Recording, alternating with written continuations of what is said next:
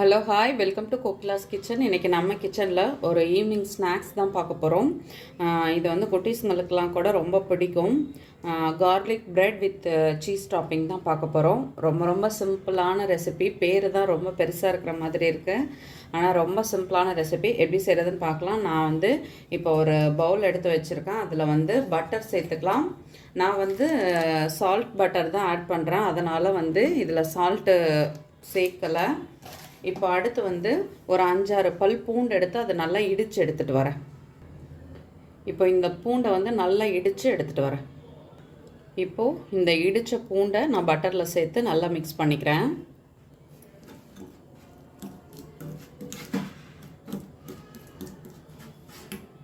கொஞ்சமாக உப்பு சேர்த்தா நல்லாயிருக்குன்னு தோணுச்சு, அதுக்காக நான் கொஞ்சமாக உப்பு சேர்த்துக்கிட்டேன். இப்போ இன்னொரு பவுல் எடுத்துக்கலாம். இதில் வந்துட்டு பொடியாக கட் பண்ண பெரிய வெங்காயம், அடுத்து கேப்சிகம்,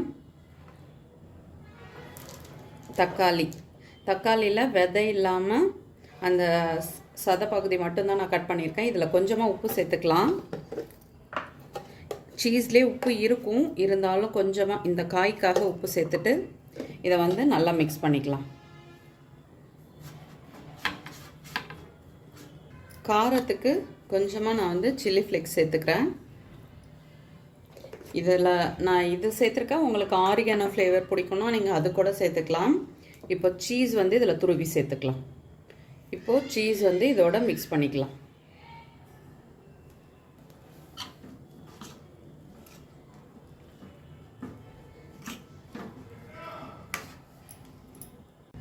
இப்போது இது எல்லாமே ரெடி ஆகிடுச்சு. நம்ம வந்து ப்ரெட்டை வந்து போட்டுடலாம். இப்போது அடுப்பில் தோசைக்கல் வச்சுக்கலாம்.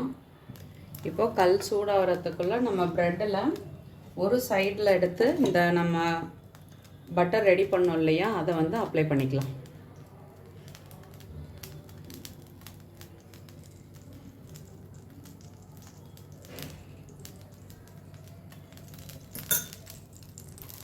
இப்போது கல் நல்லா சூடாகிடுச்சு. நம்ம வந்து ப்ரெட்டை வந்து இதில் வச்சிடலாம். இதுக்கு மேலே நம்ம ரெடி பண்ணி வச்சோம் இல்லையா இந்த மிக்ஸு, இதிலிருந்து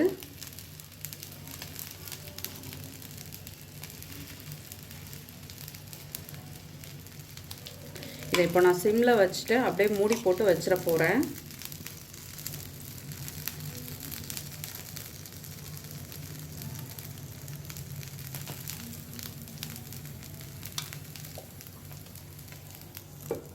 ஒரு 2-3 மினிட்ஸ் அப்படியே மூடி இருக்கட்டும். அதுக்கப்புறம் நம்ம ஓப்பன் பண்ணி எடுத்துக்கலாம்.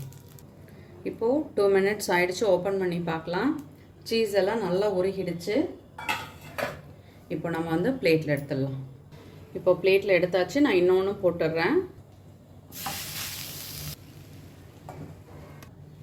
சீஸ் எல்லாம் நல்லா மெல்ட் ஆகிடுச்சு. எடுத்துடலாம்.